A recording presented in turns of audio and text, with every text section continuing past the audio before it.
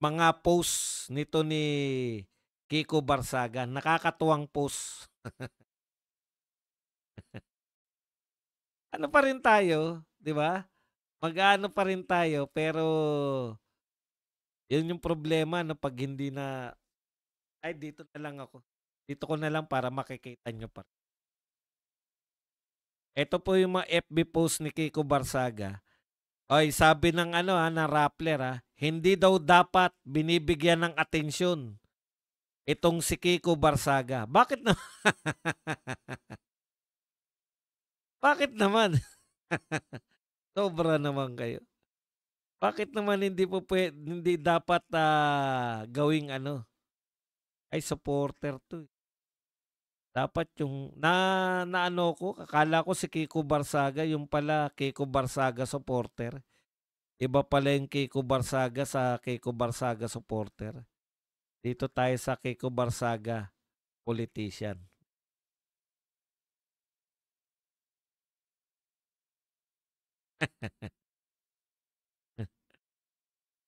Ogag talaga 'to si ano, eh, 'no? Ogag talaga 'to si Barsaga ninyo, eh.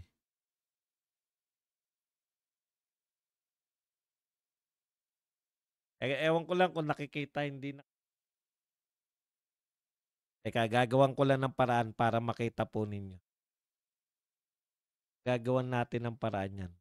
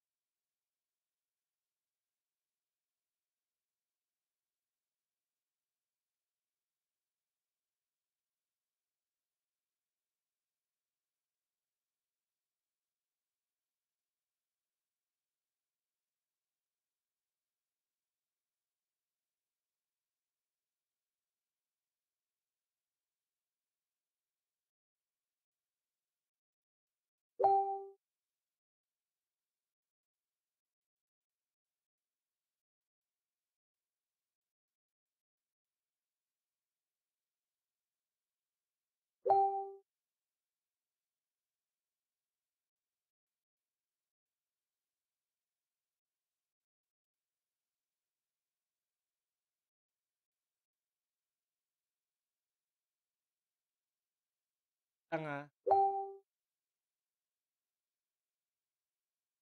ginagawa ni Kiko.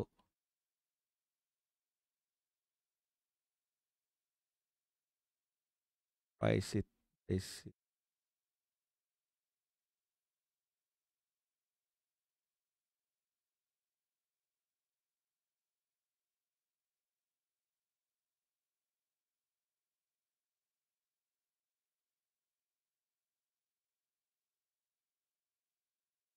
Ito po, nakikita niyo po 'yan?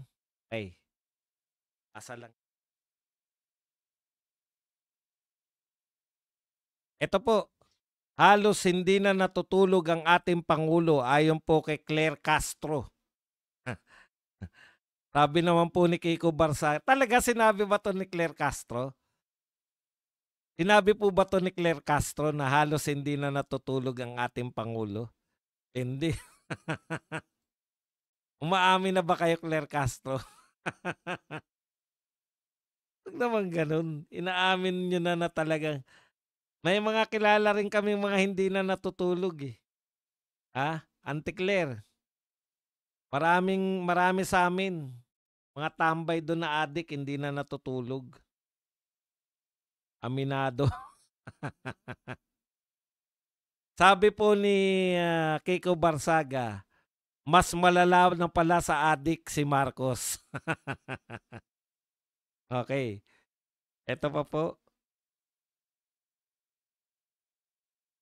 Senator Win Gatchalian, express support for Finance Secretary Ralph Recto's 12% value added tax. Wala talagang aasahan dito sa majority ng, Senate. Okay. Eto pa po, eto maganda. Sabi ni BBM,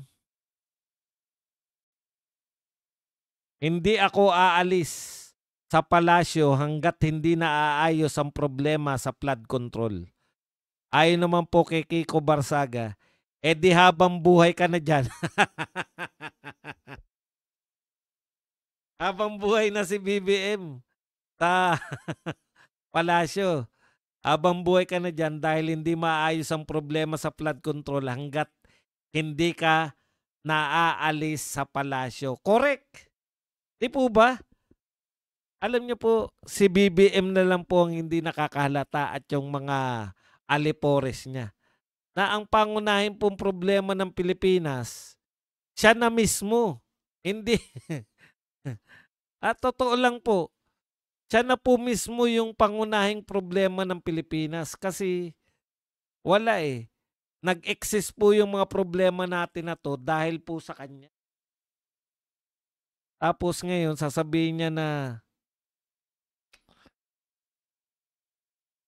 di raw siya aalis hangga't hindi nawawala yung problema ng flood control. Kawawa naman ang Pilipinas pala.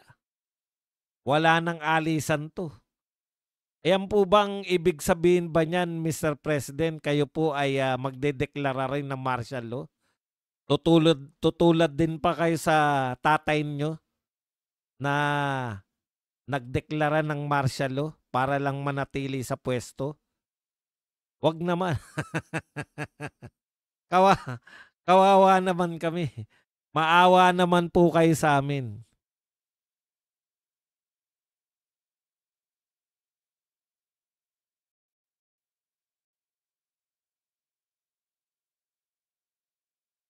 Eto po, sabi ni Win Gatchalian, very popular na sabihin na babaan yung VAT.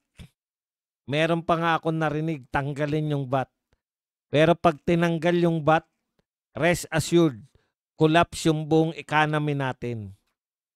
Ito naman po ang sagot ni Kiko Barsaga. Pili ka, tanggalin ang VAT o tanggalin ang mga magnanakaw. Di mo kaya dahil tuta ka rin ni Romualdez. Tama naman po, may option naman eh, di ba? Kasi ganito po yung nagpo-propose na tanggalin na lang yung VAT o wag nang tanggalin na yung VAT, tanggalin na yung mga taxes. Ganun din na nakawin nyo lang eh. Kaya po kami tumatanggi sa pagbabayad. May VAT din naman nung panahon ni Tatay Digong eh. Pero hindi po namin kinokontra kasi nakikita namin eh. Nakikita po namin na nagtatrabaho po yung Pangulo. Nalulutas niya po yung mga problema ng Pilipinas. Eh kung hindi naman po kayang lutasin yung mga problema natin, tapos nanakawin lang din yung mga taxes. Ang VAT po ay taxes. Tax po na walang lusot. Kada bibili ka may VAT. Mapa senior, mapa estudyante, may trabaho ka man o wala, once na bumili ka, nataksan ka. Yan po yung point dyan ni Kiko Barsaga. Ninanakaw nyo na rin lang naman yung tax namin, bakit pa kami kinakailangan magbayad? Okay, isa pa. Sabi naman ni Ralph Recto, kung magbabawas pa tayo ng revenue, baka pati current operating expenses natin, utangin na rin natin. Alam mo, Ralph Recto, ito muna sabi ni Kiko Barsaga, bawasan natin ang mga magnanakaw sa gobyerno para di na natin kailangan mangutang at para pwede na rin nating tanggalin ang VAT mo. Correct. Di po ba kaya naman, diyan kami nasasaktan eh. Tax kayo ng tax sa amin, tapos ipapanakaw nyo lang. Hindi po ba masakit yun? Tax kami ng tax, tapos mga magnanakaw lang yung nakikinabang sa tax ng mga Pilipino. Tanggalin nyo muna yung tanggalin nyo muna yung mga magnanakaw para yung mga taxes namin napupunta rin na babalik sa mga Pilipino. Antonio Trillanes. Ang galing ni Kiko 'no, lahat kaya niyang sagutin. Uy, hala,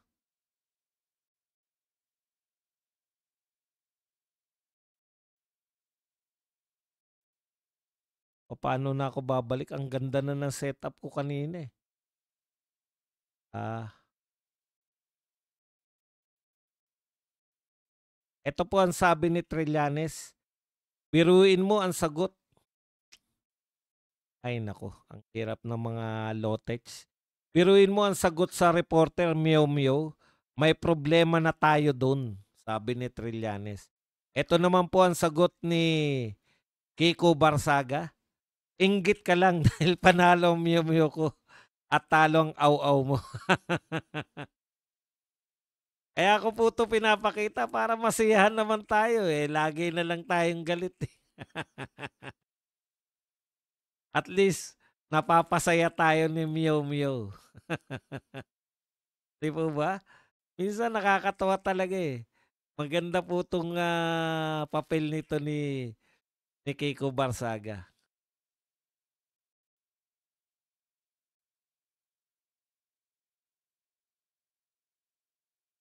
Eto naman po ang banat niya kay Sandro Marcos. Ang pondo ng gobyerno, sabi ni Sandro Marcos, ang pondo ng gobyerno ay para lamang sa taong bayan, hindi para payamanin ang mga kamag-anak. Eto naman po ang, sagot ni Kiko Barsaga, "Ba't di mo yan sabihin kay Daddy Marcos at Tito Romualdez mo?" Kaya kaya ka nirereklamo sa ethics, eh. Wala kang kapreno-preno. Ngayon lang po tayo nakakita ng congressman na ganito 'no. Nakakatuwa po, kasi talagang very vocal siya sa pagbanat, eh, sa kanyang mga kalaban sa politika.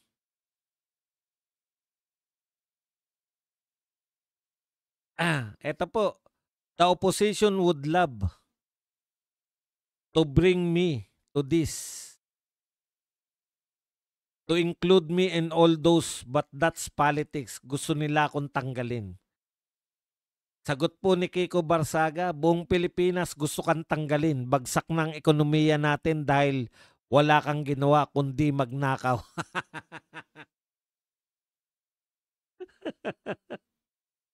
For the first time po, nakakita tayo ng congressman na harap-harapan sinasabi at para wala silang magawa, di ba?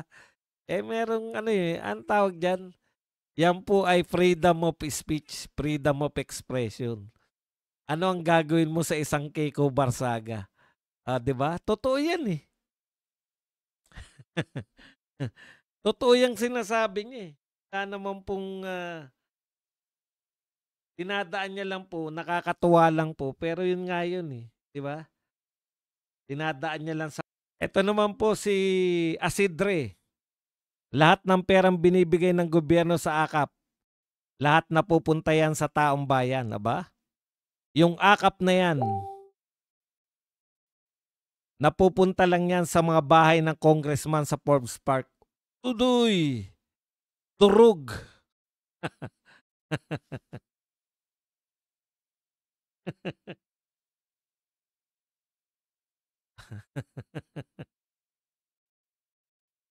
Sa inyo lang pala napupunta yung mga congressman eh.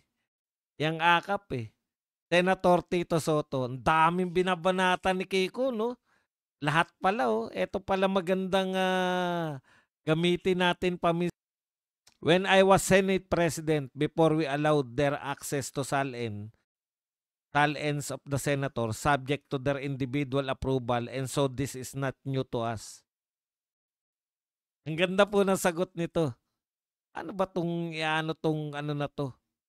Nagtitinda ng wala kaming pake sa salin, sabi niya kay Tito Soto. Wala kaming pake sa salin mo. Gusto naming malaman kung ano ang ginawa niyo ni Ping Lacson kay Pepsi Paloma. 2,000. Wala palang pakialam. Kay Pepsi Paloma pala may pakialam, Barsaga. Ano raw ang ginawa niyo kay Pepsi Paloma? Okey.